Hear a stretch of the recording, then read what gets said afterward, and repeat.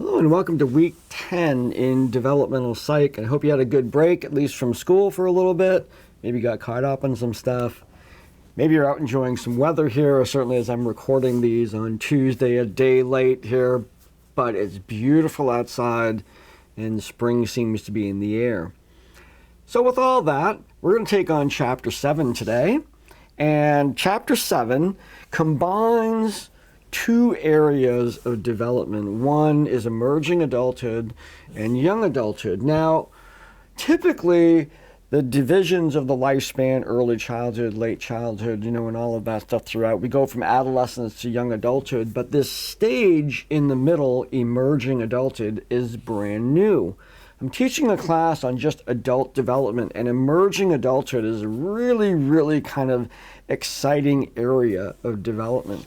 Now, in the research for that class, I've actually gone back and said, when did we first start talking about emerging adulthood as a new stage to be introduced in between adolescence and young adulthood?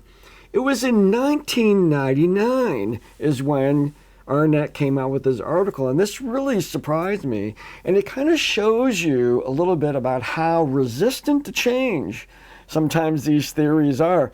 I've always, my first class that I started teaching in 1999, I always said there's probably going to be a new stage coming up. I really wasn't connected to the research at that point.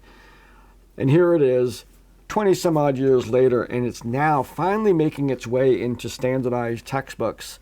So Mr. Arnett has been working diligently to bring this new stage to the stage of the study of human development. So we'll be talking about these things sort of together, about how this transitional stage that we call emerging adulthood, and then young adulthood as we prepare for ourselves to go into the next of Erickson's theory, which is going to be generativity. So let's take a quick look at our slides here. We have this picture. Here's this young man, his parents in the background, wondering, what did we do? Is this a failure to launch situation? Still is getting his PhD, student of the week, still in his room. The model car up there is still the same. And they're like, okay, what's going on here? In the modern era, we might not actually be looking at a failure to launch situation. We are probably looking at an emerging adulthood.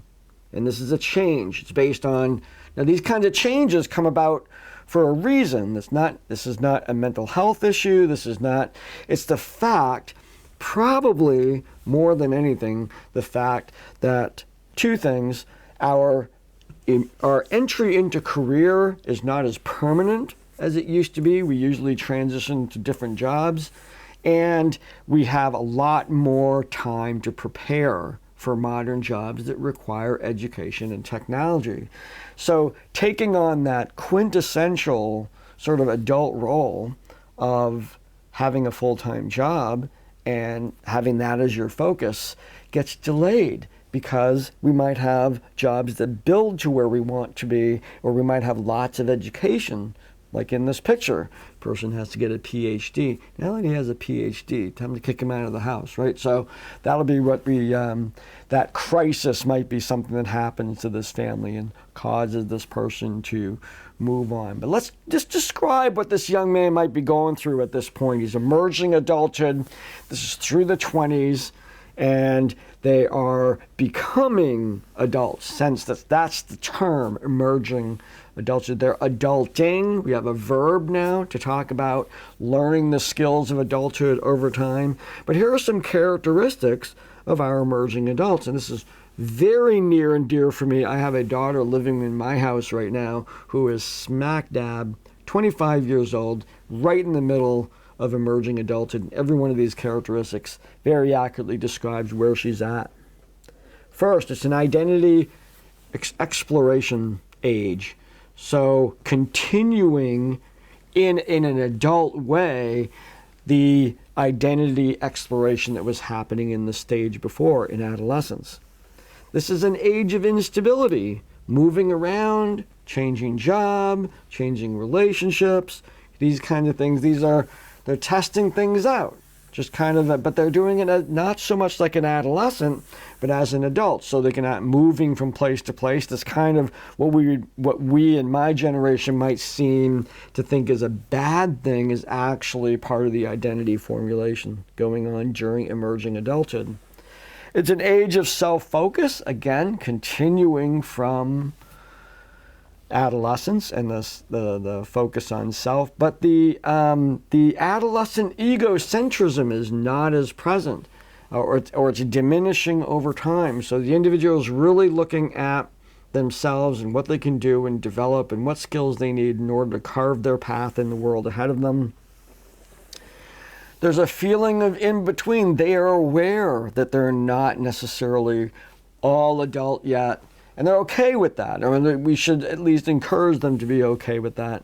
And they're taking their process seriously.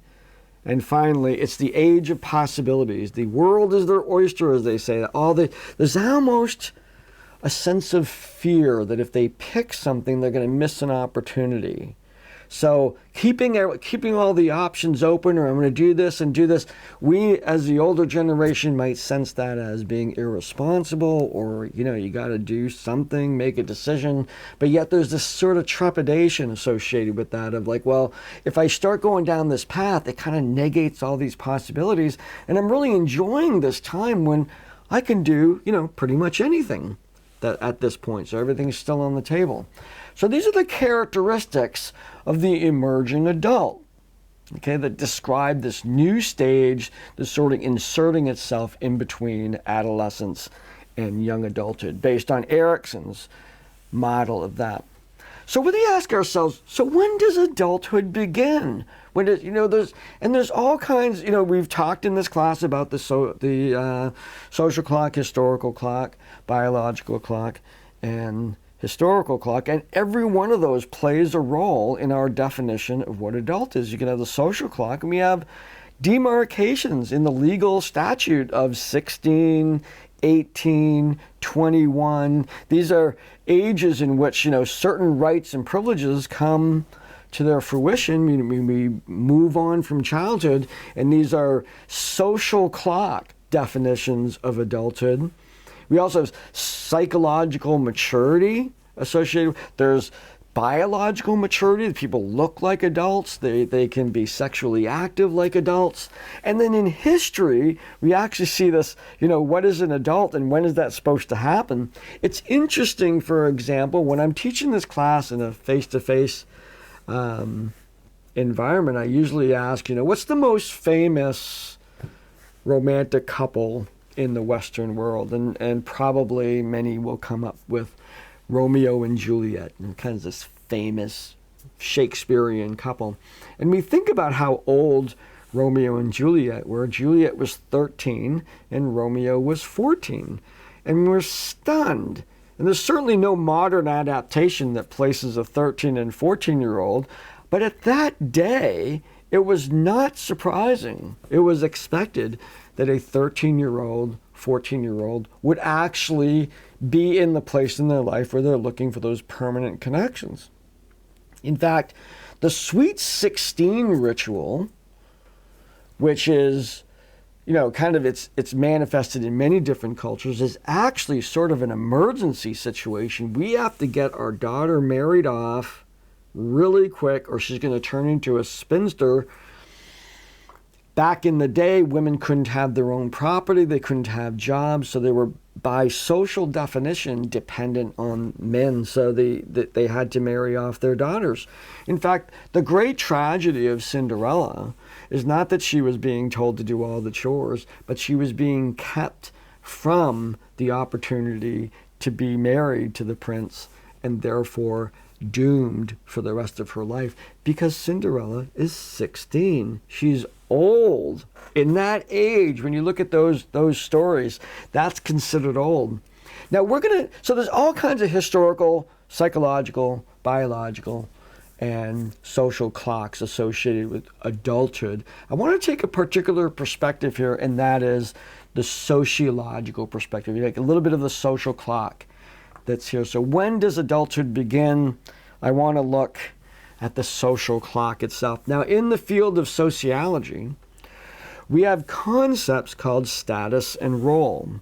Now, a person's status is essentially the job title, and the role is the job description. So what if we applied that concept to the status of adult? What can we think of? What is the job description of an adult? What does it mean to be an adult? What can you do? What are you independent at? What do you have? What have you experienced? All of these things. And each one of us, in fact, it's an assignment, each one of us has a concept developed through our own experience, through our social upbringing, all the things that we've learned from our parents and our family about what does it mean to be an adult. And they vary. You know, people have different ideas as to what. Some people might say you're not an adult till you've had kids. Other people will say you're an adult when you're 18. Or let's say someone will say, I turned into an adult when I joined the military at 17. You know, you see that these kind of things that are in place that say, yep, that's when adulthood begins. Now, it can be many things. If we are going to actually, let's say you wanted an adult in your life to take over all the menial tasks associated with adulthood, and you were going to place an ad for an adult, you know, looking for an adult to come in, take care of me so I can just play. What would they have to be able to do? Think about it as how would you write the job description about what could they do? They'd have to be able to, you know, balance the checking account, pay the bills. You know where I'm going. These things that adults do. So consider that in terms of this sociological idea as to what we call adulthood and how we determine for ourselves and maybe sometimes even on a societal basis as to who's an adult or not based on their ability to do these behaviors. So another area that we focus on in this particular age is the developing personality. Now, personality, of course, is different than emotional states. These are the expressions that we have that are very volatile. They change very rapidly. Our emotions change, so we call those things states. But then we have personality traits. These are aspects of our behavior that are relatively consistent from situation to situation. So these start to gel. Now, we've had personality all the way back to early infancy with our temperaments and then, you know, the early perspectives of understanding theory of mind and the developing value systems and whatnot as kids grow up. And then into adolescence, they're trying different things out, you know, sometimes trying out very different personalities. Let's say, you know, what kind of music do they like? What kind of behaviors do they do? Are they scholastic or they're not? Athletic, not? The cliques and all that. Developing personalities, very much being influenced by niche or niche picking. We are attracted to those things that we're good at, that we like, and those reinforce the emerging personality. Now, it's in adulthood that we start to examine personality because, well, we examine it all the time, but we kind of examine it especially in young adulthood or in emerging adulthood, because that's when it starts to solidify, and whoever that person is when they're a young adult kind of will maintain in the large part for the rest of their lives. I mean, certainly we can engage in change, but, you know, there's a lot of aspects that people can really relate to in terms of their personality during this time. So the most popular personality description in the trait world of personality, the trait theories, is the Big Five. Now, the Big Five personality traits, their first letter spells out the word ocean, hence the little waves and, you know, the word ocean here.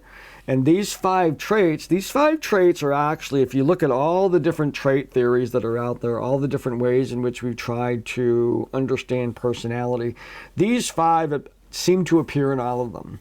So they're called the Big Five because they're the most popular personality traits. Not because they're the only ones, but they're the ones that seem to rise to the top in all of the different personality tests and theories that are out there.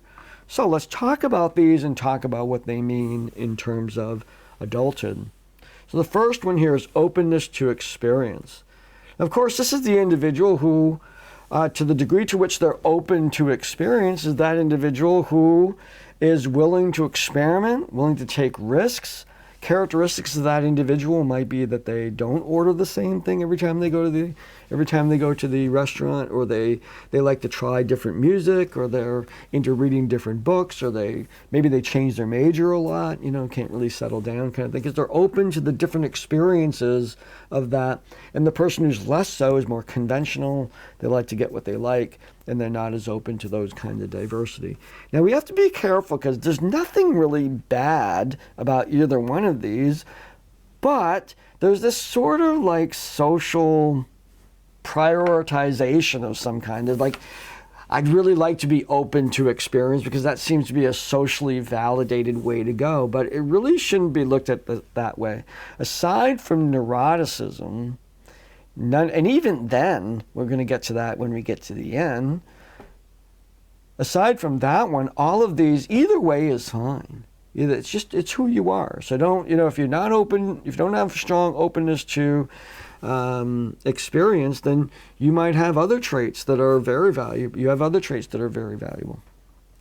So the next one is conscientiousness. Now this is the caring for how other people feel. So people in high conscientiousness will be very aware of how, let's say they're in a group or they're traveling or something, that those individuals, before they make a decision, will want to make sure that everybody is on board. They're very process oriented. And here you can see that idea about conscientiousness, making sure everybody's on board, but then somebody's got to make a decision here. So you get leadership in there, is sort of that balance between decision making, leadership and whatnot, and then of course conscientiousness, making sure everybody's on board with the same idea. Now the big one that we all understand, or all have heard of at least before, is extroversion. Again, this is one of those socially desirable traits. Maybe calling it outgoing and shy, the kind of extremes of those things.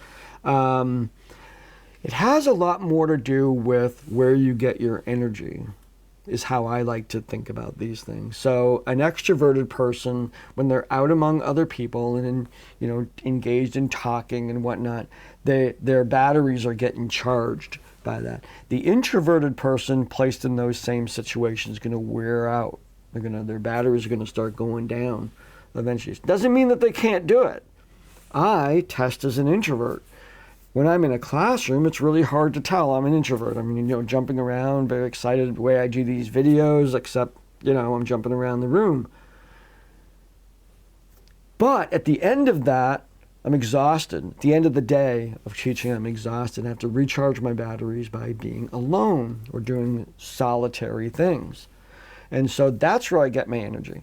So kind of think about it where, if you're just going to do this without testing, think about where you get your energy. And maybe you're in the middle. Maybe you float around each one of these. Remember, this is a continuum between these extremes of introversion versus extroversion. So the next one is agreeableness. This is the person, again, planning vacations, let's say, with a group of people is sort of a really, really great way to examine each one of these. The agreeableness is like, I don't care what ride we go on next, let's just go. Wherever people want to go. And they really mean it. They're not avoiding the decision. They're not manipulating. They're like, I'm okay.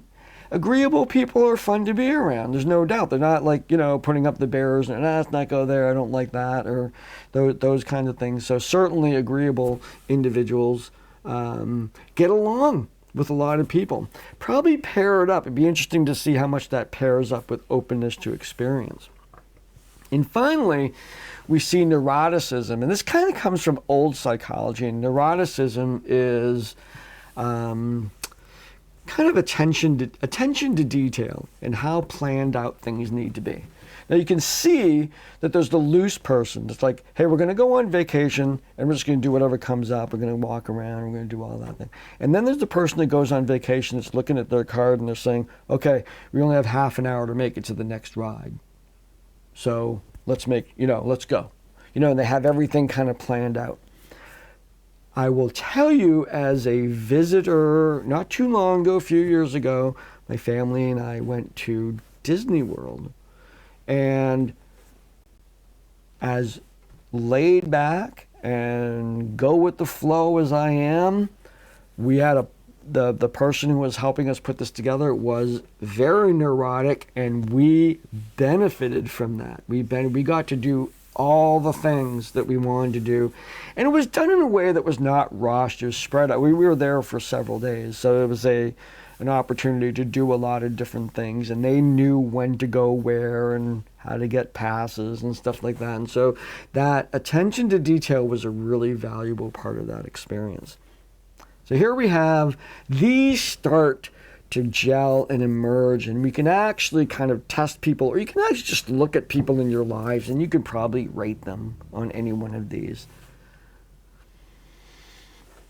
Okay, the next thing I want to introduce topically here, going through, is post-formal operational thinking. Piaget stopped at adolescence with formal operational thinking, abstract reasoning, creative thinking, being able to understand time and consequence and all that. But there's something very different between adult thinking and adolescent thinking. Adolescence tends to be very logical. And so if this is true, then why not this? And in the course book, I go into, we have people hungry all over the place. Why don't we send them the food, the extra food that we have? And as much as that makes sense, there's all kinds of logistical nightmares associated with that on a really, relative to our size, a pretty big planet. And so these things don't necessarily lend themselves to simplistic solutions, and adult thinking allows individuals to look at those details. Now, characteristics of post-formal operational thinking include the knowledge that absolutes are very rare. All the time and never is really not even in our vocabulary. Simple solutions are rarely the case. There's usually the devil's in the details, as they say, right? You have a really great solution and then, I didn't think of that, and then it kind of gets in the way of that solution. Subjective factors, individuals' personal experiences and perspectives play a role. Practicality, flexibility, and dialectics, as we're practical, we're flexible about the way we want to solve problems, and dialectics, we work things through by talking about them. And finally, the development of emotional intelligence, the ability to work with those subjective factors about people's feelings about things. And it kind of goes back to that personality traits of individuals that are going to take conscientious people, taking people's feelings into consideration when we're making decisions. When we think about someone being conscientious, it's almost one of the, cardinal traits of adulthood, is that they don't just think about themselves. They're thinking about others as well and how it will impact them.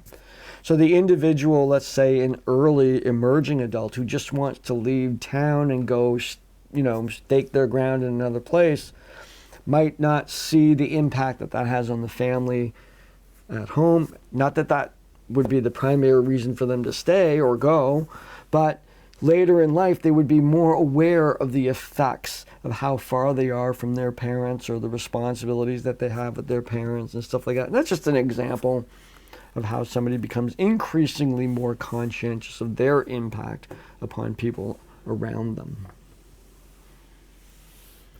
The last place we're kind of I think it's the last place, is career development. And so you can see how this very topically, kind of going through each one of these things, it's a little, in adulthood chapters, we kind of do that. So one of the more popular ways in which we approach a career as a major milestone in our identity, and I think I've probably lectured about that extensively, is the notion that we are just like our personality and what we do. We're attracted to things that we like and that we're good at, and we can even take tests such as the Holland test that I have a link to. I'm going to ask you to take it. The Holland test talks about the kinds of activities that occur in the workplace. Not so much that it's going to pinpoint a job. It's going to pinpoint jobs that have a lot of the things you like to do.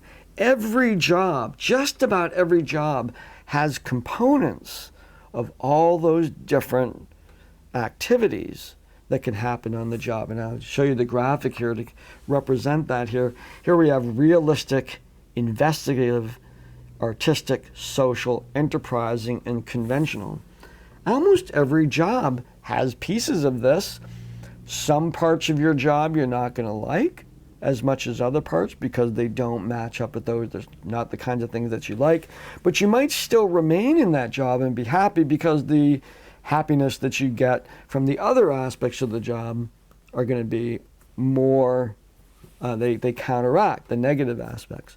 So this test is not so much designed to pinpoint a career, although it can. It's to pinpoint what are the things you're going to want to do in your career. So if you're going to go into nursing, let's say, and you're conventional, then you might be really into data gathering, epidemiology, procedure and policy. Those things might jazz you up. If you're realistic, you might be very into the application of clinical methods and what really works and making sure that the treatments are done well. Investigative, you'd be like, okay, what I really like is exploring new ways to address medical issues from a nursing perspective.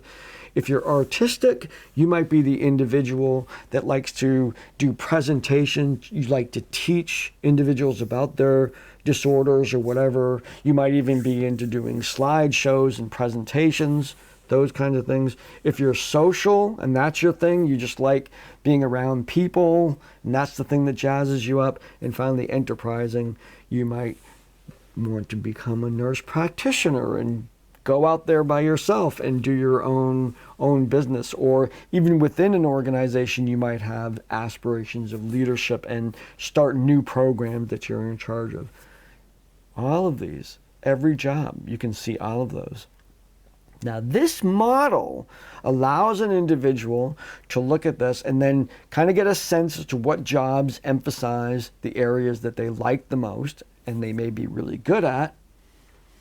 But the reality is, this isn't really how career development happens. There's just like there's emerging adulthood, there's an emerging theory in career development. When they have interviewed individuals who are in their quote-unquote dream job, they've asked them, how'd you get here? Happenstance. Chance. I was in the right place at the right time. I met this individual, we were talking in the grocery aisle, one thing led to another, and then I found this job that 10 years ago, if you had asked me I was doing this, I would have never thought. So I want you to think about yourself, other people in your life, and maybe ask them, am I in the place that, was this a planned out sort of thing, or did it sort of reveal itself? And so there's this notion that many people who are in their dream jobs happened to be in the right place, right time, have the availability in order to be able to respond to the open door that suddenly appeared in front of them. So there's even teaching about how do I make sure that I'm prepared. You're open to new experiences, so there's going to be personalities looking for this. So not everybody wants to take those kinds of opportunities. But the openness to experience, the ability to change gears, the ability to start over and feel okay about that. Maybe you have some money tucked away because you might be in between jobs sometimes when you're doing this sort of thing. Being open to those experiences. This is my daughter. Again, we're back to that emerging adult who is setting money aside, and we've had discussions about this. If you're going to approach your career development as a happenstance, from a happenstance perspective, which is legitimized, then you need to plan accordingly. You need to be able to light on your feet, don't have a lot of possessions, willing to move, willing to make changes, willing to make new friends, and maybe you have some money stashed away in order to tie you over from job to job as you're reaching through these opportunities. And what we're finding out is that that's a very, very powerful aspect of career development. Okay, there is one more theory, big one. Here we have Erikson's theory. We're looking at young adulthood here, intimacy versus isolation. You'd see right in between, probably should have put it in there, in between adolescence and young adulthood, there should be another stage in there, emerging adulthood. But young adulthood is, again, we have this sense, been talking actually a lot about emerging adulthood, not so much about young adulthood here. But you have emerging adulthood and right through to young adulthood is this firming up. I'd say the bricks of the foundation, let's call your identity a house. The bricks of the foundation were laid through the first 4 stages of Erikson's theory: trust, autonomy, initiative, industry. You laid those bricks together, formed a basic identity based on those things: trusting the world, autonomy, taking initiative, what I'm good at. During adolescence, you firm that up, built the foundation. Throughout emerging adulthood, you're starting to build the walls. Maybe and it's different. You don't know what the floor plan is going to be like. Maybe you're going to build a room in your house, and like, no, I want that room to be bigger. I want that room to be smaller. I want it gone altogether. And so you kind of this kind of emerging house that's being created through young adulthood, when we start connecting with other people, or when we've been connecting with people all along. I'm sorry, not what I meant to say. When we're looking to firm up those relationships and take on more of those adult roles and firm them up, we have to, pretty much put that house together and make it livable. You can still move walls, you can still do all that stuff, but maybe during young adulthood, we have this intimacy versus isolation. Let me, right off the cuff as I'm thinking about this, talk about the word intimacy. Intimacy is not sexuality, of course. It is to know. Now, to know inquires stability. To know someone. I'm intimate with someone when I know them. We have an intimate friendship. Okay, we use the word intimacy for sexuality too, but in this sense, it's how do I know someone? And there's an implication that some things are now stabilized because I know this person and they're predictable in those ways. And so you can kind of think about that young adulthood as this kind of like the mortar is settling, the nails are not squeaking as much, and the walls are kind of up, and you got a lot of the rooms and the layout of your house, called your identity, is all there and ready to go. Now that brings us to my theory of puzzle pieces. Oh, you missed the animation and everything. I'll just do that over again. There it is. There it is. Neat. Now I apologize, I did these slides yesterday and I wasn't kind of losing it here about what's in the presentation here. Puzzle pieces is my own emerging theory. It's the 3rd time I use that term. My emerging theory that describes identity using not the analogy of a house, but the analogy of a jigsaw puzzle. And that we, to some degree, we are given some pieces that can't be changed. There are other pieces that others help us create those pieces, and there's others that we create on our own, and there's others that are even created by happenstance or even tragedy that become part of our lives. And without the benefit of the cover of the box, like we usually have with the jigsaw puzzle, we have to put our identity together.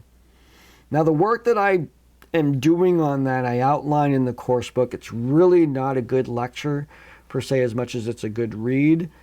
This is in my adult development book, gone into a little bit more detail in that, and my plan is to put a book out. That'd be cool on this particular theory. But the idea here, this notion of intimacy in young adulthood is here's my pieces, and I'm going to find another puzzle, and I'm looking for a good fit. Now imagine the little parts of a jigsaw puzzle. We're looking for a good fit. And as you read that work that I put into the course book, you'll see that sometimes you don't have a good fit. And where does that come? Why do we sometimes pick so poorly? when we pick a person to share our lives with and to have that intimacy and ultimately a unified identity. That's really what Erickson talks about in generativity, is the individual who is now our partner in life, and he felt this is sort of a universal need. That individual is connected to us, and we become, in some very real psychological ways, one. We can see that reflected in different religions about two people becoming one. That actually has some validity in terms of the psychology of this. So read up on puzzle pieces. That's my particular emerging contribution to the field. And that brings us to the assessments for this week. Chapter 7, Discussion A. Take the Big 5 personality test and reflect on that. It's kind of a big week. Discussion B. Give me some feedback on puzzle pieces. I ask for this every year. Help me to develop that. Does it make sense? Not make sense? What am I missing? And in Chapter 7 quiz, you take the Holland test, and you're going to be reflecting on how those particular aspects of career relate to what you want to be, but also how do each one of those manifest in your career choice. Like I said, I mean, you find each one of those things in every career. You'll find all of them, and some of them you're really going to like to do. You're going to really like that aspect of your job. And the final little assignment here is related to that initial discussion we had about the definition of adulthood. So we have an assignment, the adult job description. Now, to put that in context, here's that graphic again. So I want you to write a job description. You're going to have this, the job title is adult, not an adult in a workplace. It's not an adult, it's adult. What is an adult? Just like we were talking at the beginning of class. And then down the side, we have 10 characteristics of an adult.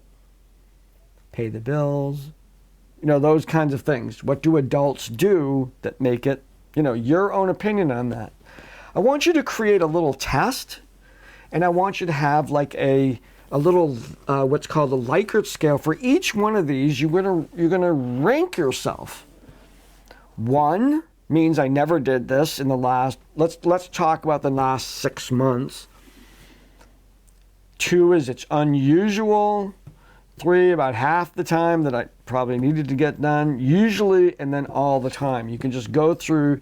So you basically, you're creating a job title, job description, and then a job evaluation. And so you have the job title adult, you have the 10 tasks that adults need to do, and you tell me how have you done in the last 6 months, and reflect upon that, and do this with other people. You can enhance that assignment as much as you want. The instructions are clearly laid out in the course book as to what I'm expecting, but certainly take this wherever you want it to go. Just because you don't get a perfect score doesn't mean you're an adult. It means that sometimes you're not an adult. And I've had people say, you're not an adult until you have a kid, and the person who doesn't have a kid says, well, I'm never going to be an adult. Not based on that test. And so, not be an adult in that way. That doesn't mean they can't be an adult in other ways. Okay, long lecture here. So I'll leave you with that. That's our Chapter 7, and I look forward to seeing your inputs. I really like this assignment. It's actually very interesting to see the diverse things that come out as unique characteristics of what people think adulting is.